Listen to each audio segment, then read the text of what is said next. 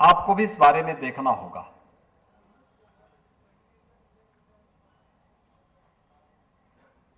अपने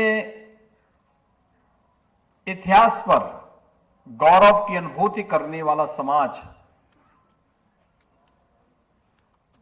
अपने मित्र और अपने शत्रु को पहचानने वाला समाज हमेशा यशस्वी बनता है। लेकिन जो समाज अपने शत्रु और मित्र की पहचान नहीं कर पाता, जो समाज अपने गौरव पर, इतिहास पर गौरव की अनुभूति नहीं कर पाता, उसके सामने पहचान का और अस्तित्व का संकट खड़ा होता है। याद करिए,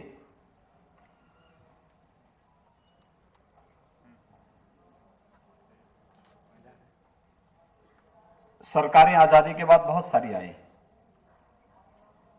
अनेक सरकारें आई, कांग्रेस की भी आई, सपा की भी आई, बसपा की भी आई, केंद्र में भी आई, प्रदेश में भी आई। महाराज सुहेलदेव ने जो अपना शौर्य और पराक्रम दिखाया था 10वीं 11वीं शताब्दी में, भाइयों बहनों, यह शौर्य और पराक्रम क्या अपने परिवार के लिए दिखाया था क्या? कहते हैं महाराज सुहेलदेव का पराक्रम इस रूप में था कि 150 वर्षों तक कोई विदेशी आक्रांता भारत की तरफ हमला करने की जरूरत महसूस नहीं किया। भारत के इतिहास का सबसे पराक्रमी क्षण था जब सालार मसूद गाजी को उसकी सेना समेत बहराइच के पास चित्तौड़ा नामक स्थान पर महाराज सुहेलदेव ने पूरी तरह नष्ट करते हुए, भ्रष्ट करते हुए उस दुराचारी को वहां पर 2 खंभों में बांध करके आग में झोंकने का कार्य किया था, जीते जी झोंकने का कार्य किया था। और उसके दरिंदों को कहा था कि जाओ और गजनी जाकर के बता देना कि भारत आओगे तो आगे क्या होगा। भाइयों बहनों, उस महाराज सुहेलदेव को 1000 वर्षों तक क्यों भुला दिया गया? आपने कभी प्रश्न किया कांग्रेस के नेताओं से?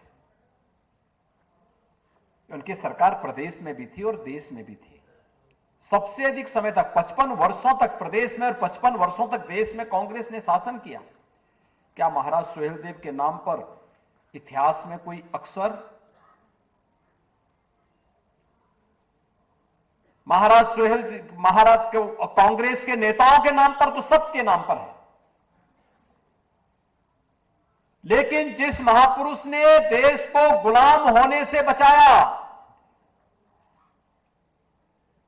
इस देश की रक्षा की थी, उनके नाम पर न कोई स्मारक, न कोई संस्था का नाम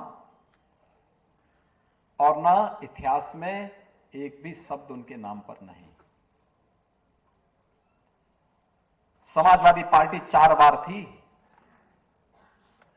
प्रदेश में और केंद्र की सरकार में भी प्रत्यक्ष और अप्रत्यक्ष रूप से, और 3 बार थी, 3 का 4 बार थी। क्या कभी इन लोगों ने 4 बार प्रदेश में और 4 बार केंद्र में शासन में सहभागी बनने का अवसर मिला, लेकिन महाराज सुहेलदेव के नाम पर इतिहास में जुड़वाने, किसी संस्था का नामकरण करने, उनका स्मारक बनाने, या फिर बहन जी ने ही किया? नहीं किया। मेरे तो कैबिनेट में 2 राजभर मंत्री थे।